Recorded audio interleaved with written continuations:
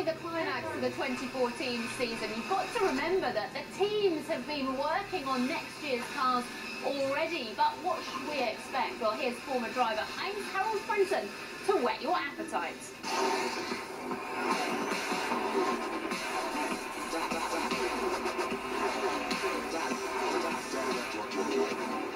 Mercedes were well ahead of the pack in 2014 with their superior power unit helping them to 16 wins out of 19 races.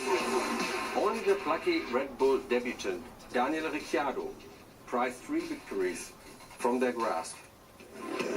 So the key question for next season is, can anyone catch up?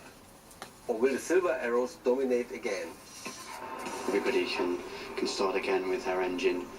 So we don't know what to expect from the others. You know, they may make good steps forward. We're definitely, on a roll here. Everybody's very, very high, lifted by the result. But this is the very beginning of a massive era of total destruction that we're starting, and total domination. If you're once world champion, what do you want to be the next time world champion? But I can tell you now, it's going to be more difficult, because as higher you get up, it's more difficult it will get. But I'm 100% sure that we all together will achieve that this year and next year. Thank you very much. McLaren will attempt to readdress the balance by switching engine suppliers from Mercedes back to Honda, who they won 8 world championships with back in the 80s and early 90s. Ferrari have made their move, replacing Fernando Alonso with Red Bull 4-time world champion Sebastian Vettel. They will be hoping he can prove as successful as his compatriot Schumacher was at the Maranello stable. For Alonso, he needs a team that can help him challenge for a title.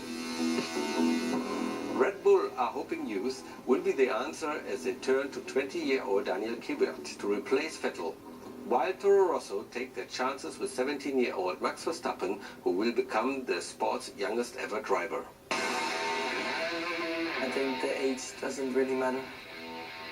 Just try to be very consistent, don't make too many mistakes, and I think that's the main goal for next year.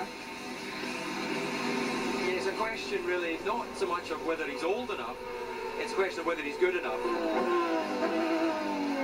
It's like going from school to university, I guess. Just the level of learning and commitment, it has to be at a higher level when you get to Formula 1. Scary to think I raced against his father Jos back in the 90s, when I made my Formula 1 debut at 27. I was 10 years older than Max will be, and it was challenging at that age. Aside from the drivers, the calendar is also changing.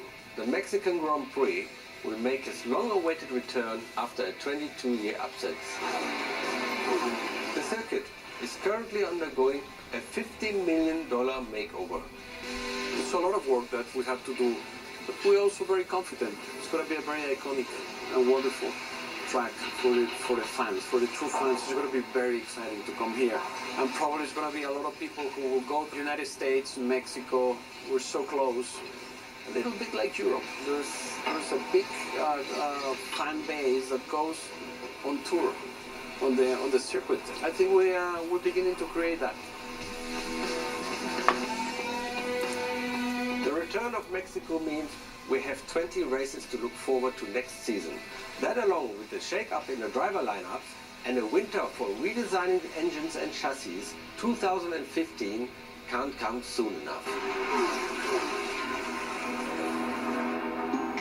I certainly can't wait, but in the meantime, have a look at our behind-the-scenes shots from the season finale at CNN Sport on Instagram.